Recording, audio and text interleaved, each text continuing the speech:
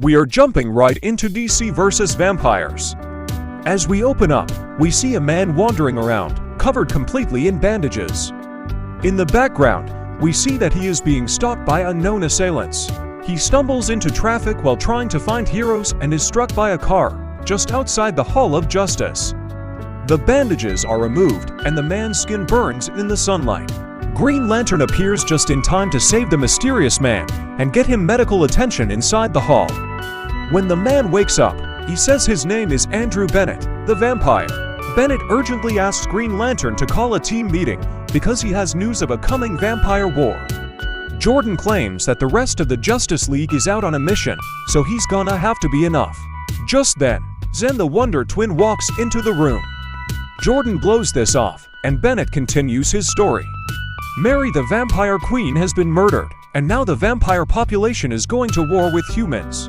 While following clues, Bennett was led to the Legion of Doom headquarters. By the time he got there, everyone was dead, drained of blood. He saw the vampires' plans to block out the sun, so they could hunt all the time. He then stumbled across Lex Luthor, who tried to stake his heart, until he realized he wasn't one of the evil vampires. Then, Lex told him he made a cure against the vampires, and injected himself with it. Lex then gave Bennett a vial of his blood, as a chance for a global cure.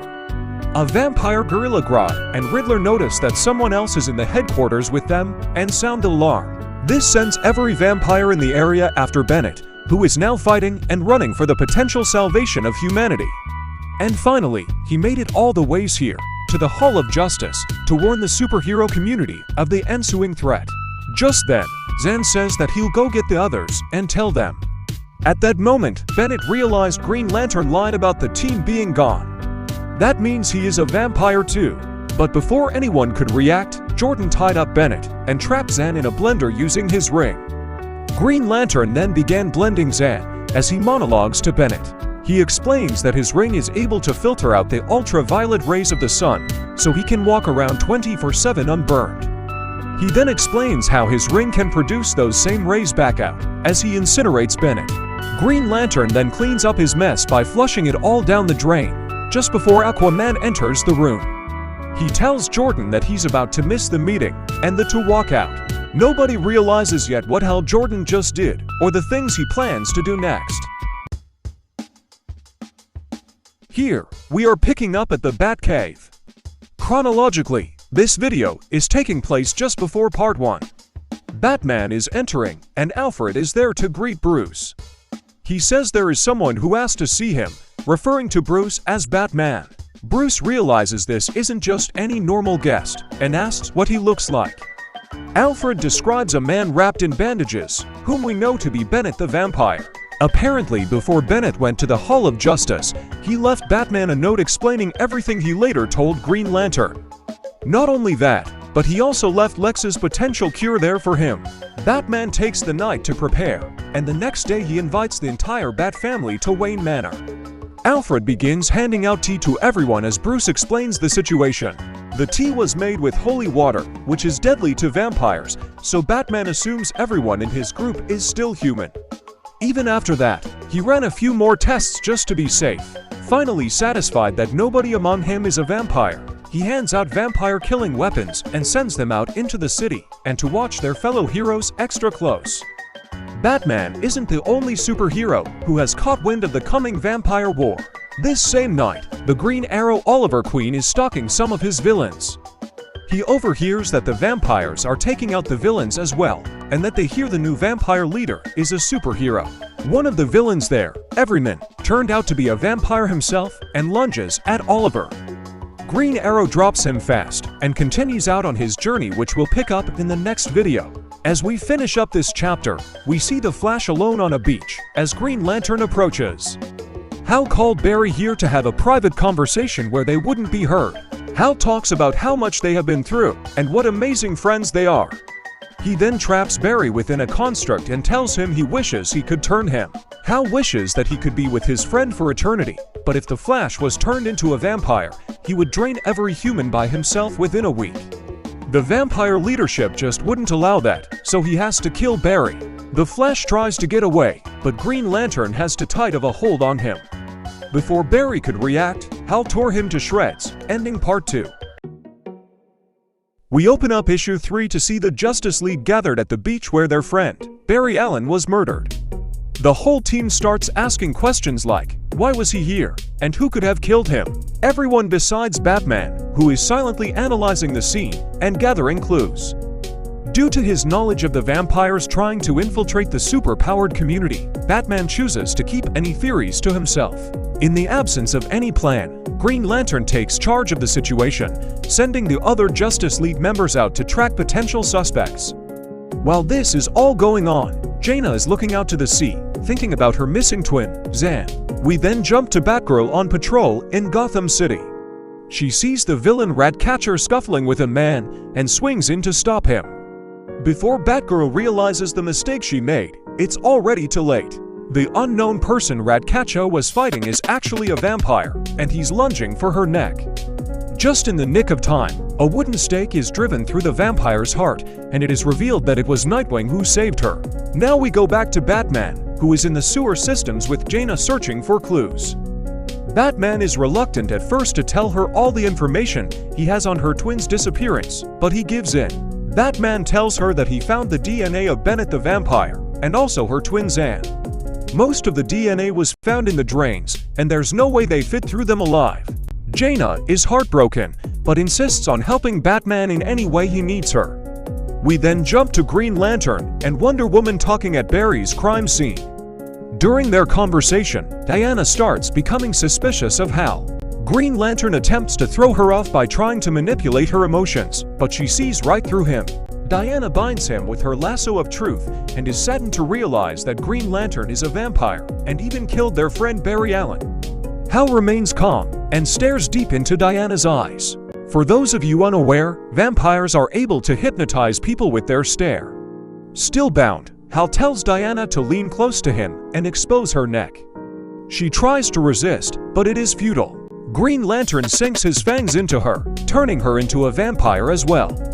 We now return to Batman and Jaina searching for clues in the tunnels. Batman puts on diving gear and jumps in to find evidence. After a few moments, he emerges from the depths with a small fragment of something. That small fragment is all that was left of Zan's body. Analyzing that piece, Batman realized that the body wasn't shredded with any type of metal or organic material, it was shredded with a hard light construct.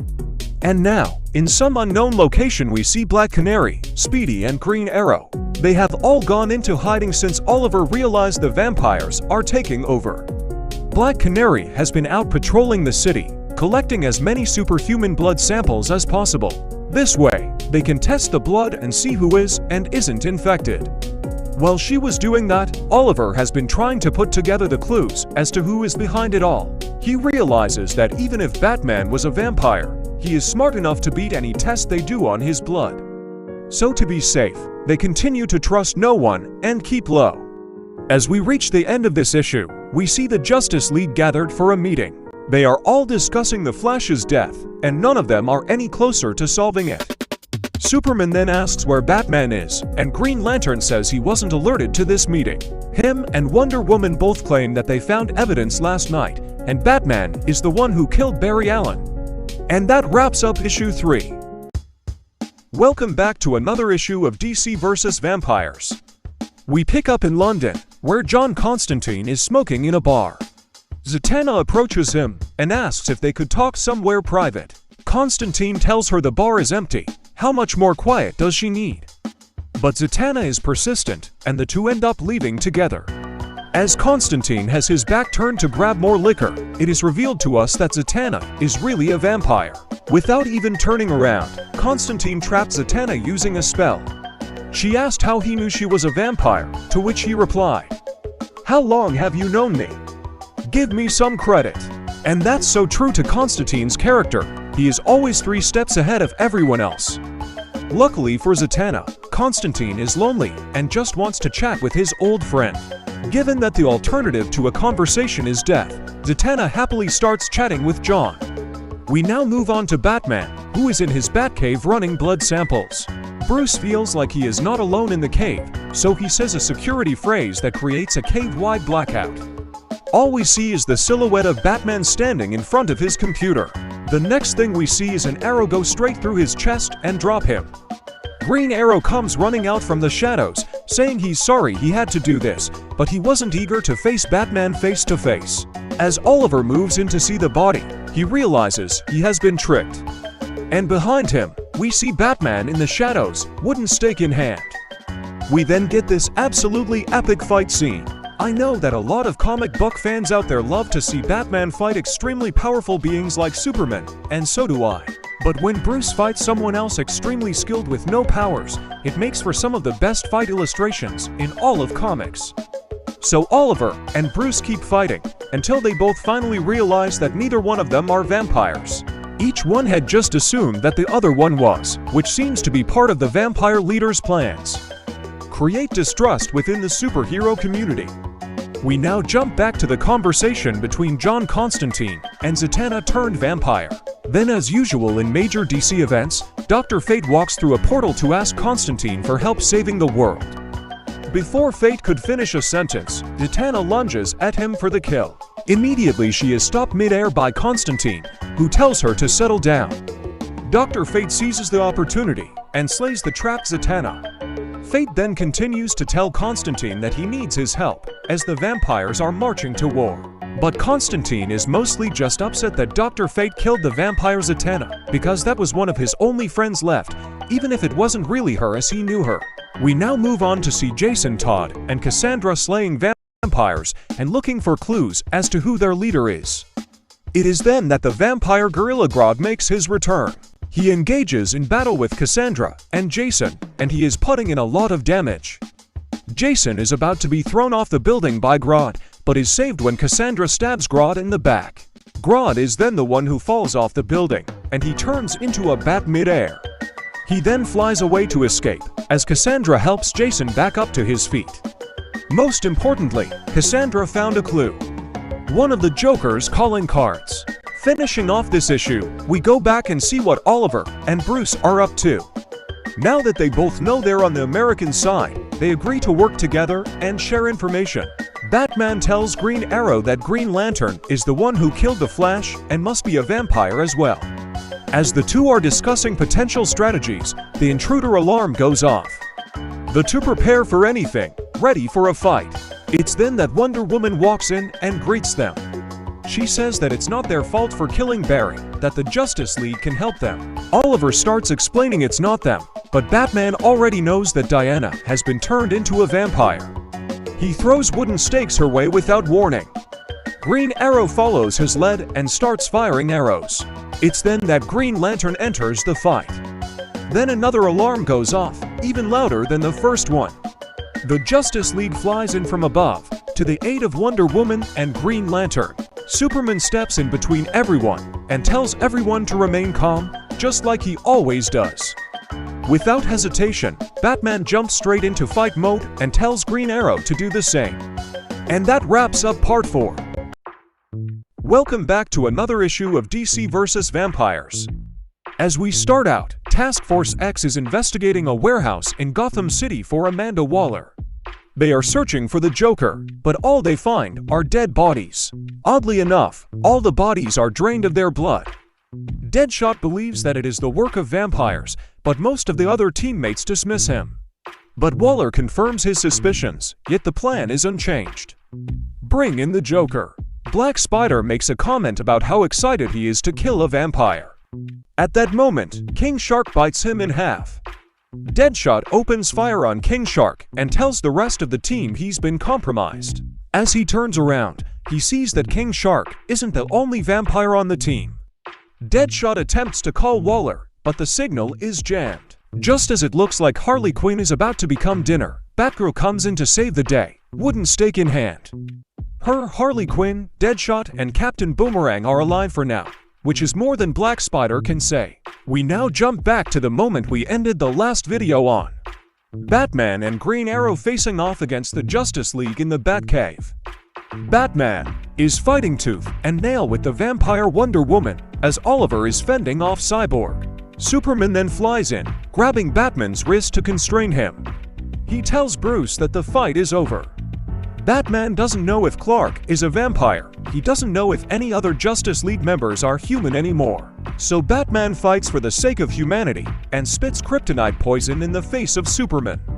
It is then that Cyborg steps in the middle of the two sides and tells everyone to stop fighting. Cyborg asks Batman to come with them peacefully, and Batman responds by saying he didn't kill Barry, Hal Jordan did. Hal denied this profusely, and Cyborg demanded evidence. Batman claims that he has proof of this on his Batcomputer and tells Cyborg to see for himself. The moment Cyborg interfaces with the computer, his systems are completely fried.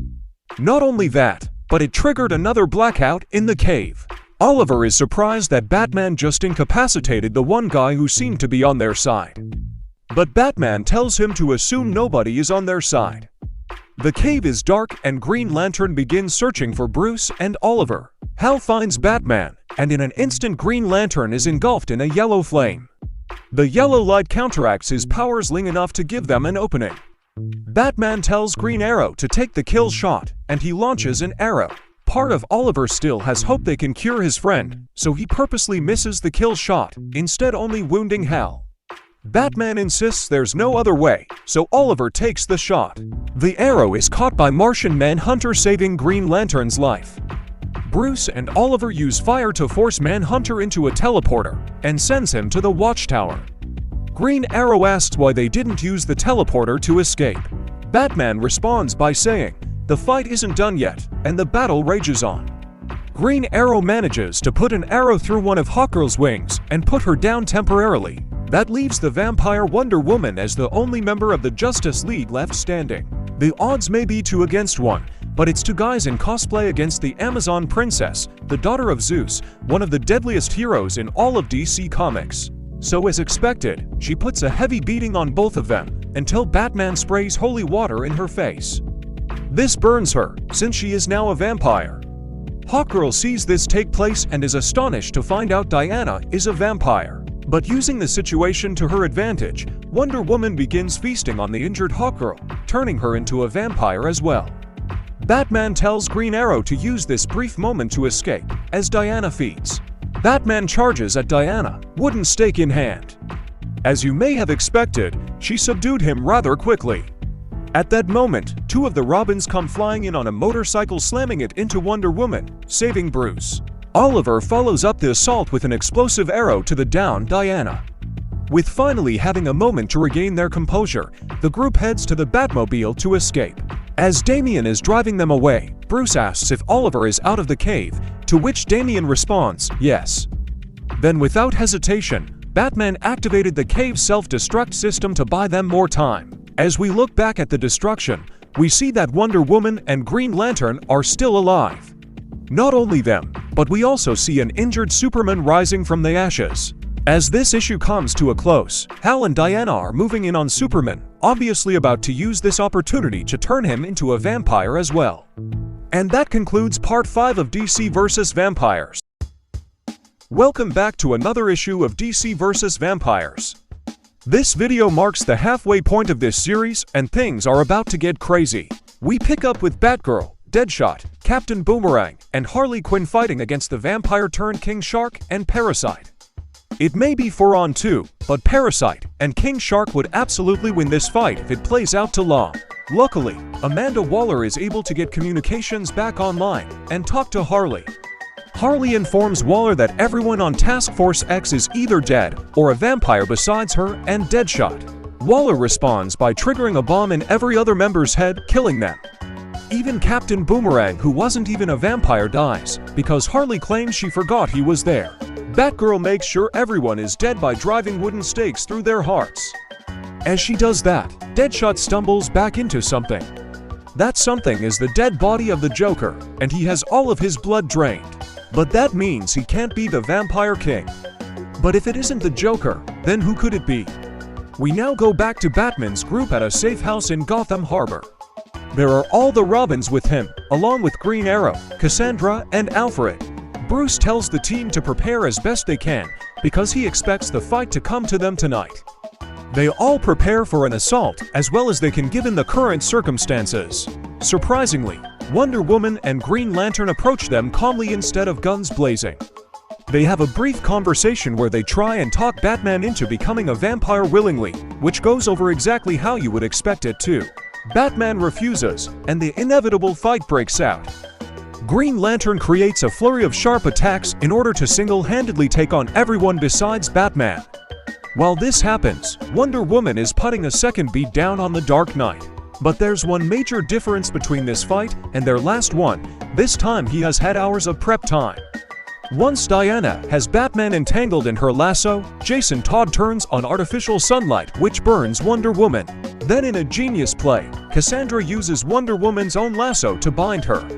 Sadly for Batman's team, they weren't able to overcome Green Lantern, even weakened by the solar lights. He ensnares them all by using his ring's powers and is about to end them all. Out of nowhere, Alfred comes running in and cuts off the arm of Green Lantern, saving everyone. Somebody needs to get this man a raise. He's too old to be fighting vampire superheroes. Bruce and Oliver decided to keep Green Lantern alive for interrogation, where they learned that Superman and many others are now vampires, but he refused to tell them who the king was. After the questioning, Oliver wanted to speak with Hal. He asks him if it's really him in there.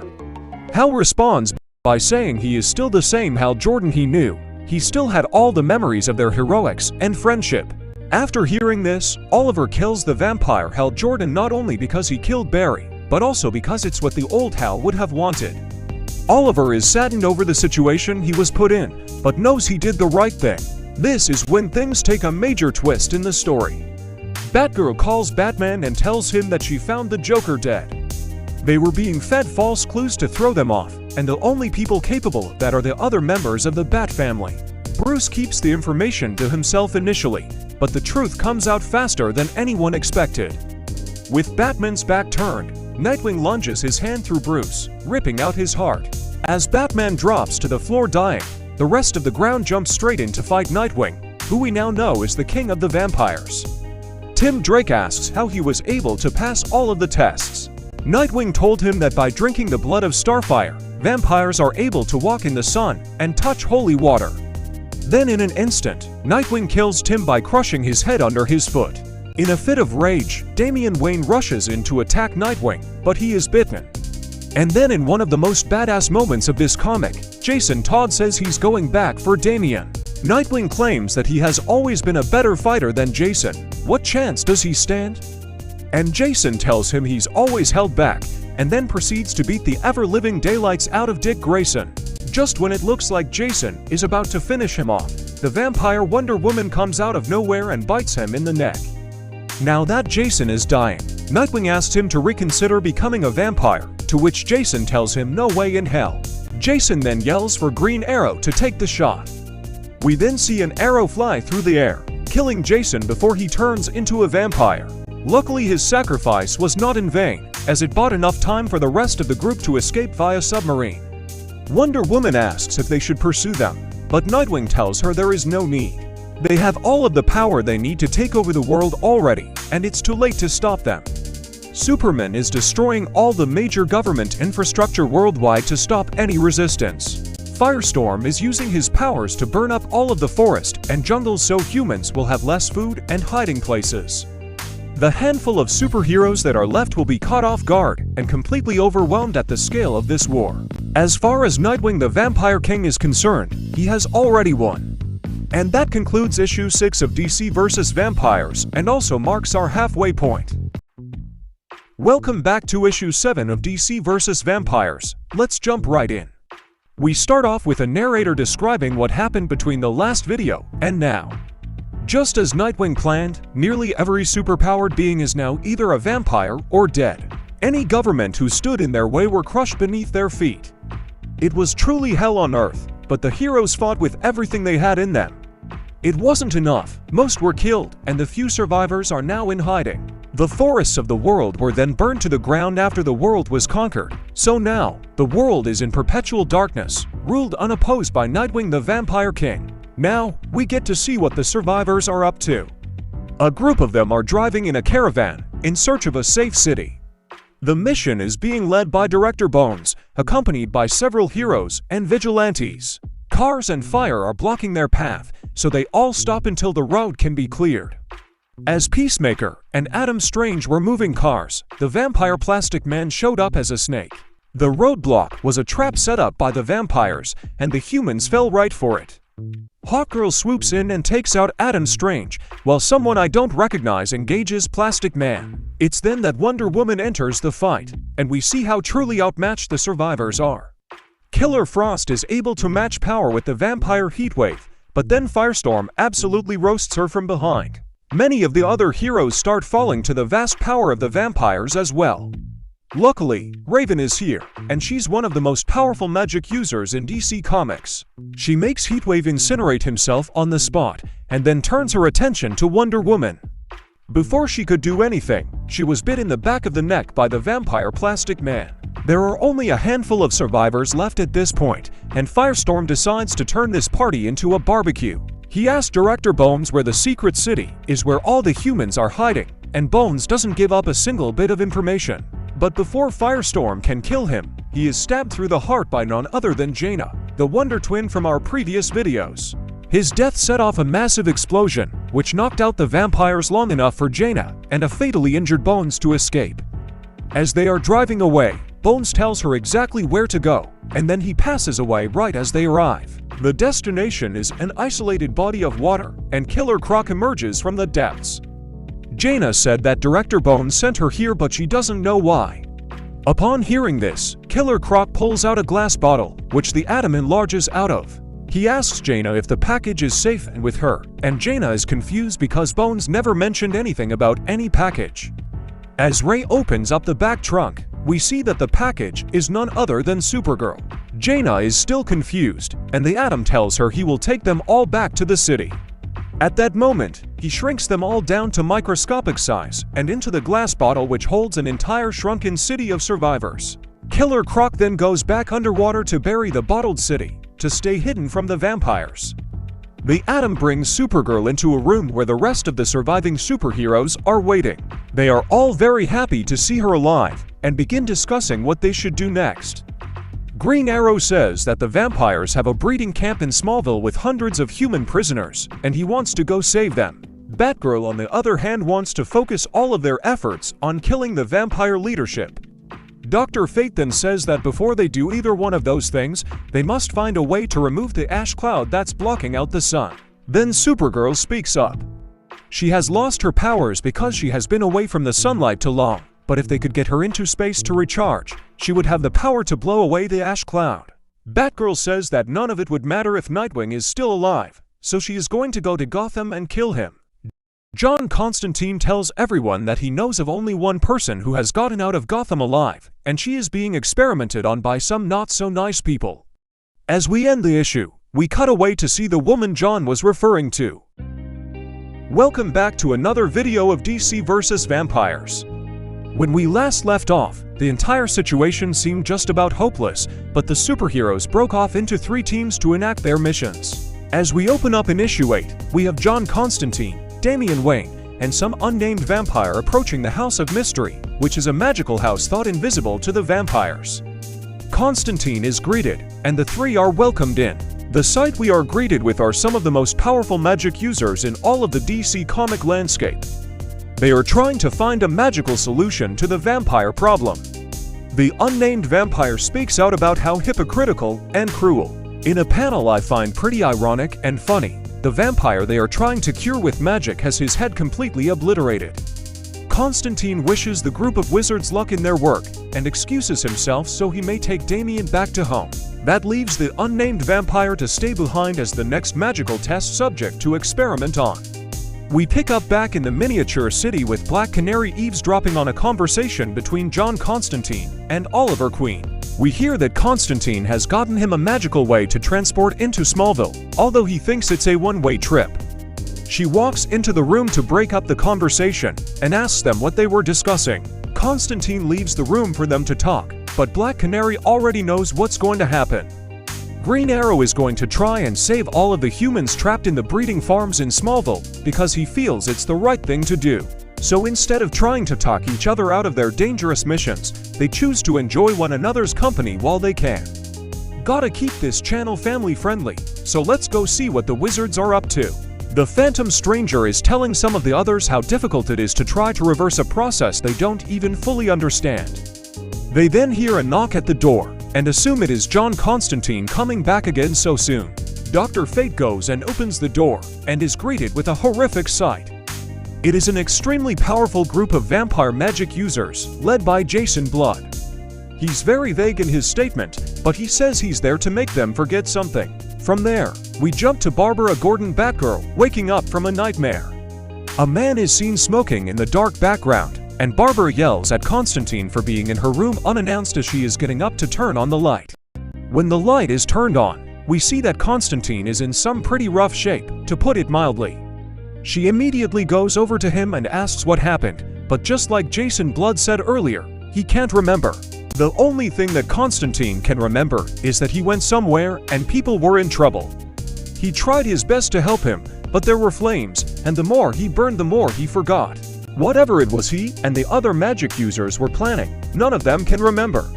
So John tells Barbara to go to Gotham City, take Harley Quinn with her to show the way. Most importantly, make them pay for everything they have done. And that is just what Batgirl sets off to do. She shows up to the lab in full Batgirl attire, and tells the scientist that she'll be taking Miss Quinn with her. As expected, they aren't willing to cooperate, and the inevitable fight breaks out. Frankenstein charges in to attack Batgirl with Professor Pig clothes on her heels.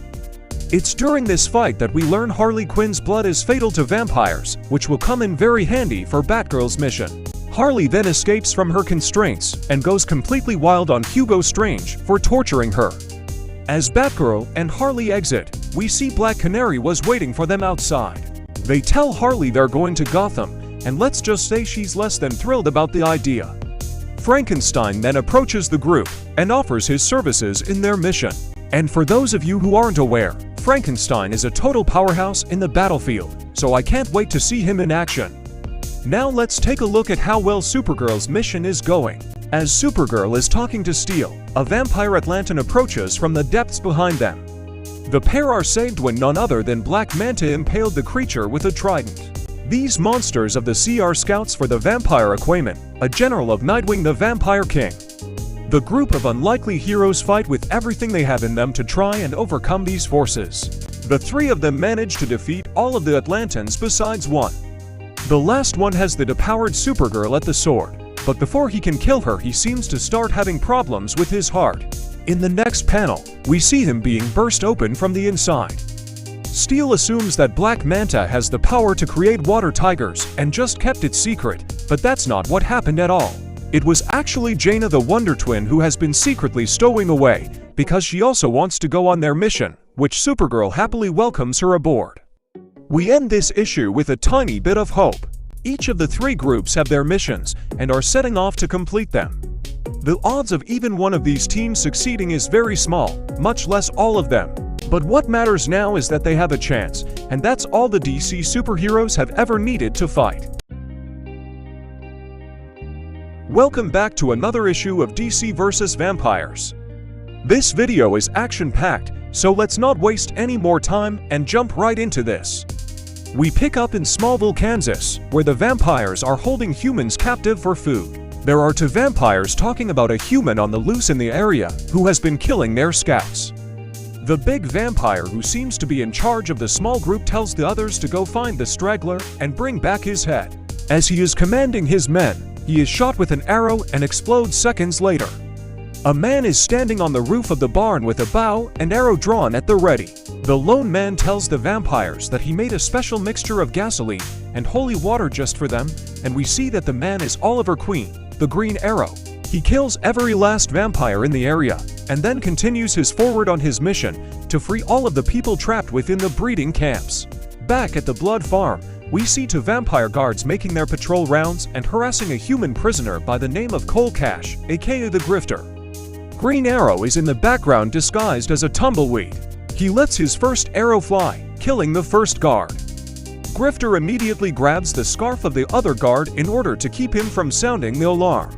Green Arrow used this opportunity to quickly drop the next vampire, and then follow up by asking Grifter when the boss of the camp comes out. Grifter tells him that the big man is rarely ever seen, and it would take nothing shy of a full-scale assault to get his attention. Oliver kills two more incoming guards and tells Grifter he'll be back later that day. Grifter thinks Oliver must be suicidal for even wanting to attempt the mission, but now has some form of hope for the others in the camp. Later that day, back at the blood farm, two vampire guards are discussing the missing patrol units around the area. During their discussion, an arrow flies through the air, killing one of the vampires. And the next panel we see is arguably the coolest Green Arrow has ever looked.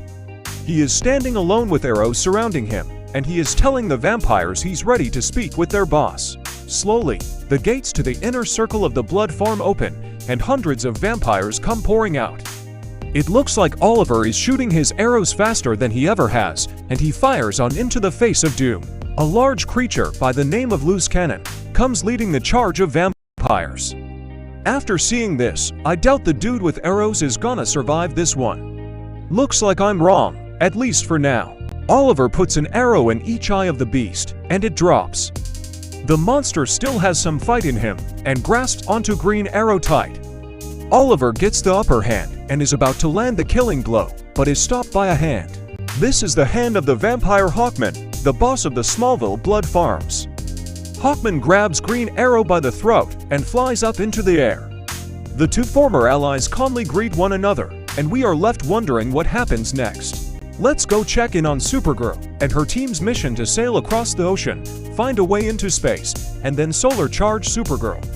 After a long boat ride, they finally made it to their destination, Australia. Black Manta notices that everything around them is too quiet, and Steel tells Mance that it's not too abnormal.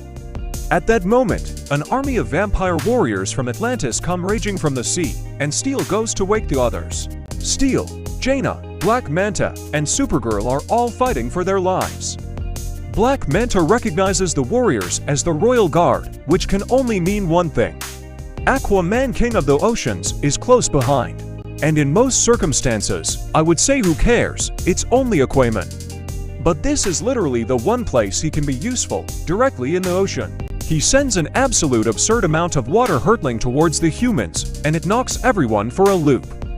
Black Manta rises from the tides and yells for Arthur to face them. Arthur then responds by saying that Black Manta is an imposter, and he knows this because he killed him in the first few days of the war. He then asks what coward imposter would dare call out the king.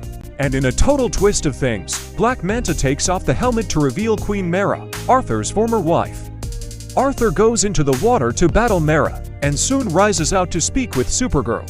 He wants her to willingly join them, to become a vampire, and serve Nightwing. Jaina takes the form of a water bear, and attacks Aquaman from behind, but again, this is his domain. He completely obliterates Jaina without any struggle or hesitation. Steel swings his hammer at Arthur, but he is really no match for the Vampire King of the Sea. Luckily, Queen Mara swoops back into the fight and takes her former husband to the depths. Sadly, the impact of the tackle ripped the boat in half, and it began to sink fast. The depowered Supergirl gets tangled up on some rope and cries for help. Before anyone is close enough to hear her, we see her being pulled to the cold ocean floor below. I know, another cliffhanger. Now let's go see how the last team is doing on their mission into Gotham. Their ultimate goal is to kill Nightwing, since he is the leader of the vampires. The group is following Harley Quinn because she is the only human to escape Gotham alive, and claims she knew ways in and out of the city. The problem seems to be that every way they go, they're blocked off, so obviously the place has changed since she's last been here. Harley suggests that the only way they can get in is by going over the water. Black Canary thinks that's stupid because Power Girl would see them and kill them within seconds. Moments later we see Frankenstein grabbing a small wooden boat, and the girls trying to talk strategy. Even though this is basically a suicide mission, because Power Girl has the same powers as Superman, so she'll probably see them miles away and slaughter them. But then out from the shadows comes Damian Wayne, who if you remember was turned into a vampire by Nightwing in a previous video. Damian tells them that he may be a vampire now, but he is the best chance that the group has of getting into Gotham alive. Unexpectedly, it looks like Damian is their best hope. And that is where we will end issue 9. Welcome back to another issue of DC vs. Vampires. We pick up the story in Smallville, Kansas, where Oliver Queen is attempting a one-man invasion of the blood farms. He slayed dozens of vampires, but was finally captured by Hawkman, boss of the facility. Now captured, Oliver and Hawkman talk. Hawkman tells Oliver that the humans see him as one of them, a symbol even. He wants Oliver to tell all the other humans to stop fighting. Green Arrow obviously isn't interested, and tells Hawkman that he needs to free all the human prisoners or else he will kill him. The conversation was going nowhere, so Hawkman told Oliver he could rot with the other humans until he changes his mind. He then snaps Oliver's bow in half and tells him Green Arrow is not a threat. Now put back out into the general population, Oliver meets back up with Cole Cash, also known as Grifter. Oliver asks if there is any water around, but it hasn't rained in weeks since the vampires blocked out the sun.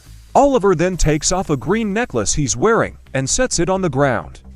Under Oliver's instructions, the two men begin peeing on the necklace, which we're told was given to him by Dr. Fate.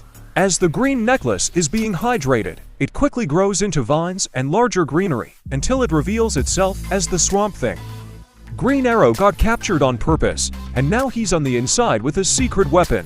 And now we see where we left off with Supergirl and her team. Steel managed to save Supergirl from drowning and get her to shore. He then begins giving her CPR until she coughs up the water in her lungs. Supergirl asks where the others are. Steel says last he saw Mara was underwater fighting Aquaman, and he thinks Arthur killed Jaina.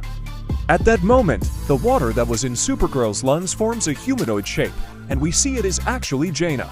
It turns out that she not only survived Arthur's attack, but it was her who kept Supergirl from drowning while in the water by giving her oxygen. The group then continues their journey as they hike onward through Australia's outback until they reach their intended destination. Finally, they walk up to a large structure. They have no clue what it is, but they're sure it is where they need to be. You'll see what this place is in the next video. Now, let's see how well Batgirl's group is doing in Gotham. They are all in a small boat, trying to sneak into the city unseen. Vampires with the ability of flight are patrolling the skies all around the island, but Damian claims he has a plan. At that moment, Black Adam seems to notice the group. He then takes off towards them at Mach speed. He looks like a meteor flying at them. They all brace for impact, and Harley Quinn even jumps overboard. Right before Black Adam is able to impact the heroes, he is shot with a powerful bolt of energy, as Damian stares on with delight. The flaming corpse of Black Adam then lands harmlessly in the water, and Harley asks what saved them. Damian then tells everyone that before he met up with them, he helped free Starfire from Nightwing, and she had just enough power left to help them. After Starfire distracted all of the flyers guarding Gotham, she flew away to recharge. But that was all the time Batgirl and her team needed to sneak into the city's sewer systems. Damian burns their boat, so there won't be any trace of them. But it's too late because at that moment, Punchline walks up to them. We learn that she luckily doesn't work for Nightwing, but instead runs the black market of Gotham. Black Canary then asks if that means Punchline will help them. But that's not exactly what she has in mind. She has her beefy vampire goons throw the heroes into locked rooms until she can decide what to do with them. Punchline talks to Batgirl and tells her that she'll let them free if one of them kills someone for her. Batgirl refuses to do it because she won't kill a human, only vampires. Punchline then leaves the room and says she'll just ask one of the others. Batgirl at first thinks nobody in her group would do it, but then she remembers Damian. 2 hours later, every member of the team is released from their holding rooms. Damian did it, and he brought back the head of Harvey Dent to face. Punchline kept her word and allowed the group to leave, and they made their way deeper into Gotham City. They all go up to the top of a building, and Batgirl reveals a large bat signal. She turns on the signal, and Damian thinks that's a horrible idea. Now every vampire in the entire city knows where they are. But that's all part of her plan, which has two essential parts. One is that the bat signals she made use UV light, which is deadly to vampires. The other part is that she has been coordinating with all the survivors in Gotham for months and gave them the same weaponry to assist in the fight. We get to see plenty of cool-looking panels of the Bat family incinerating vampires. As everyone is fighting, it seems like everything is going according to the plan as of yet. But only a couple hundred yards away, hiding in the shade behind a bat signal, we see Nightwing. He has an almost delighted grin on his face, which makes me wonder if things are actually going according to his plans. But we'll just have to wait until the next issue to find out. Welcome back to another issue of DC vs. Vampires. Let's jump right in. We pick up in Gotham City, where Batgirl and her team are putting a beat down on the vampires. The Condiment King grabs the vampire Damian Wayne from behind and is quickly put down permanently. Black Canary and Batgirl are discussing how bad of a situation they're in. There are way more vampires here than Batgirl anticipated. Even with most of the big guns taken out, they still won't last too much longer. Remember when I said Frankenstein is a guy you want on your side during a fight? Here is a perfect example of why. He tells the others to run while he holds off the undead. Batgirl tells him that's not the plan. They all have to wait a few more moments. It's then that the cavalry arrives, riding motorcycles. The team regroups together and rides away. The group is being tailed by a group of vampires, which Black Canary takes out with her canary cry. Damian asks if they should all split up, but Batgirl says no, they're almost there. Gorilla Grodd then hits Frankenstein with a cheap shot, knocking him and Cassandra off the bike. The team has no time to stop for them, so they keep pushing forward. There is a roadblock up ahead, but the heroes only speed up towards it. They all manage to make the jump over the barricade, and they think most of their troubles are behind them. But judging from the next panel we see them in, I'd say their troubles are just beginning. We now move the story back to Green Arrow at the Smallville Blood Farms. Grifter is keeping watch for any guards, while Oliver and Swamp Thing are secretly preparing for escape. Oliver asks if there are any capable fighters imprisoned with them, but Grifter says they're mostly just farmers. Green Arrow tells him it doesn't matter, they'll need all the help they can get. It's then we see what Swamp Thing and Oliver have been up to. Swamp Thing has been growing pieces of wood, which Oliver has been shaping into weapons. The next time we see these three heroes, I expect we'll get to witness an absolute bloodbath. And now let's go see how Supergirl is doing with the rest of her team. They are at some sort of large facility in Australia, which we can now clearly see is a space launch station. Supergirl knocks out some guards so they can steal their clothes. We see the guards are aliens, and we learn the vampires have enlisted the help of anyone they can't feed on or turn.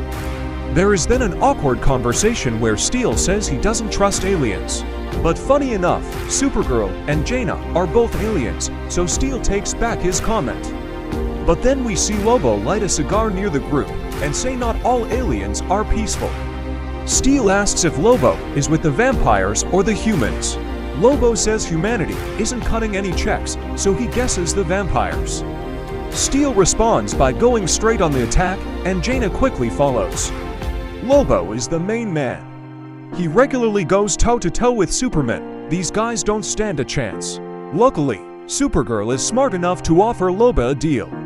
We don't find out what exact deal was made, but it's obvious that Lobo is helping them sneak onto a rocket. He tells the people guarding the entrance that he's there for a prisoner transfer on the shuttle, but they're not buying his story. The vampire Martian Manhunter sees the commotion and goes over to investigate the issue. I thought this panel was hilarious. Instead of thinking of some sort of lie or escape, Lobo spills the beans on their plans. Steel jumps out of his disguise and begins attacking, assuming that Lobo has turned on them. But that's not what happened. Lobo just likes to make things difficult. It's part of his character. Martian Manhunter gains the upper hand over Steel, just as you'd have expected. On the other hand, Lobo is faring much better against Miss Martian. Martian Manhunter is now making his way towards Supergirl, and Jaina is standing in his way. Manhunter tries to talk them both into just surrendering, but once he gets close, he sees he has been tricked. Jaina used her ability to control water to make it look like Supergirl was standing behind her. The entire plan was just a ruse to distract everyone, so that Supergirl would be able to sneak her way onto the spaceship. Manhunter realizes what has happened, but it seems to be too late. Supergirl was successful in making it onto the shuttle, which means in the next issue, she should have her powers back. Welcome back to the final issue of DC vs. Vampires. It's been a rough ride, and it doesn't get much better by the end of it. But no spoilers, let's jump right into it. We pick up in Gotham City, where Batgirl and what's left of her group are engaging in battle with some superhero vampires. During the fight, Duke becomes overwhelmed by the sheer number of vampires on him. He sees no way out of his current situation and tells the others to run away. He then detonates his suit, killing most of the vampires with the UV light, but ending his own life as well. Batgirl tells the team to keep moving, they're way too close to stop now. Then, another vampire comes out of nowhere and grabs onto Roy Harper. Uncharacteristically, Batgirl decides to leave him behind as well and continues to push forward towards Nightwing. They then stumble upon Wonder Woman, who tells Batgirl and Harley that their lord awaits, referring to Nightwing. We next see the three in an elevator, on their way to see the king. Harley says Diana is making her nervous, but if she wanted them dead they would be. They finally get to Nightwing, who greets them calmly, as he has been waiting a long time for Batgirl to come to him. Nightwing then tells Wonder Woman that she may leave them alone, as he doesn't believe he's in any real danger here. Instead of breaking out into a fight, Nightwing and Batgirl just have a conversation about everything that's gone down, while Harley Kinda wanders off and does her own thing. Nightwing compares a vampire eating humans to humans eating cattle. It's no different, just one species feasting on another less intelligent animal. As far as he's concerned, what he's doing isn't wrong, it is only a part of nature. Batgirl argues with him, saying that most people out there are good and don't deserve this life of slaughter. That's when Nightwing turns up the manipulation to 10. He tells Barbara to think of all of the people she could still save if she was a vampire at his side. Harley attempts to talk some sense into Batgirl and tells her they should be killing instead of talking. When Batgirl has her back turned, Harley attacks Nightwing, in fear that he is about to bite her. He catches her by the throat mid-air, and all of his patience have gone out the window. It looks like he is about to kill Harley, as she cries for Batgirl to help her. Batgirl is standing over Nightwing with a wooden stake in her hand, but she hesitates going for the kill. Instead, Batgirl tells Nightwing to put Harley Quinn down, and oddly enough, he listens to her. Nightwing then asks her what she is going to do next, and she doesn't know. She initially came here to kill him, but now she just seems more emotionally vulnerable than anything. And just like some scene in a Twilight movie, Barbara stares off into the skylight as Nightwing is about to feast on her neck. He then instructs her to drink some of his blood, so that she too will be turned into a vampire, and be at his side for eternity. So now, Batgirl is a vampire, and she tells Nightwing that they should feed on Harley Quinn next. She tells Nightwing to eat first, and that she'll be next. But I want you all to remember the reason Batgirl brought Harley along in the first place. Not only did she know the roots of Gotham, but her blood is poison to any vampire who drinks it. Within mere seconds, Nightwing is made fully aware of what just happened, but it's too late to stop it. He burst into flames and burned to ashes right there on the floor. Gorilla Grodd and Wonder Woman come running into the room to see what has happened. At first, Wonder Woman threatens Batgirl until she realizes that Batgirl is the new queen of the vampires. Then they both apologize and bow down to her. Batgirl said that Nightwing had a weakness, and that weakness was her. She says that he was her weakness too, so she killed him. Now she plans on continuing to be strong and finish conquering the planet for the vampires. Well, that is a plot twist I definitely didn't see coming. Let's hope that the other heroes finish out their missions with more success. Let's see how Supergirl's team is doing. We left off in Australia, where Supergirl is on a rocket to space. John Constantine sends his astral projection to Steel and tells him help is on the way. But Steel says it's too late, Martian Manhunter already got to them. As he says that, the rocket Supergirl is riding blows up in the air. At that same moment, Mary Marvel arrives to help out Constantine, holding Captain Cold. Constantine tells Mary that Supergirl is up on that rocket and to go get her quickly. While this is going on, Lobo is still engaged in battle with the two Martians. Love him or hate him, Lobo is one tough bastard. Constantine tells Jaina his plan is to fly Captain Cold around the world and use his cold gun to remove the ash cloud. Mary then comes back carrying the body of Supergirl. But then, Martian Manhunter strikes Supergirl and Mary Marvel from behind. Supergirl isn't dead yet, but Jaina says she's close. Constantine then tells Captain Cold that their only hope is to use his cold gun to change the weather in their location, to give them sunlight. As unlikely as it seemed, the plan is actually working. The ash clouds begin to disperse, but the cold gun is overheating. It was never made to put off so much energy. The cold gun blows up, creating a massive explosion that kills Captain Cold. Despite this, the plan still worked. We can see a ray of sunshine through the sky. As it looks like the Martians are about to finish off Lobo and Mary Marvel, Supergirl kills Manhunter with her heat vision. She now has access to her Kryptonian powers, and she's ready to fight for humanity. Although I guess instead of having to fight Nightwing, now she'll have to take on Batgirl. But at least this mission was a success. Let's look at our final group in this story: Green Arrow, Grifter, and Swamp Thing. In the prison yard, Grifter starts off by getting the attention of a group of vampire guards. Once all three of them are looking in his direction, he throws wooden stakes directly at them, killing them instantly. That was the signal to all the other human prisoners to begin their revolt. Everyone here is armed with the vampire-killing weapons made by Oliver and Swamp Thing in the previous video. Everyone is fighting for their lives, and Green Arrow takes command of the situation. He tells everyone to head for the main gate, and then to take off running. Grifter says that he is surprised that Oliver's plan is actually working. That's when Oliver reminds him that they still have to get through Hawkman in order to escape.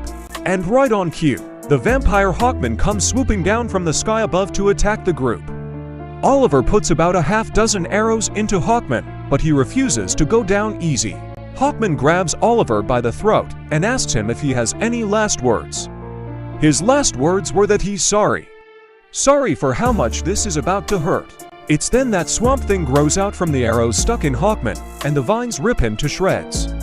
That was the last major obstacle in the way of the survivors in Smallville, so they all got out mostly unharmed from here.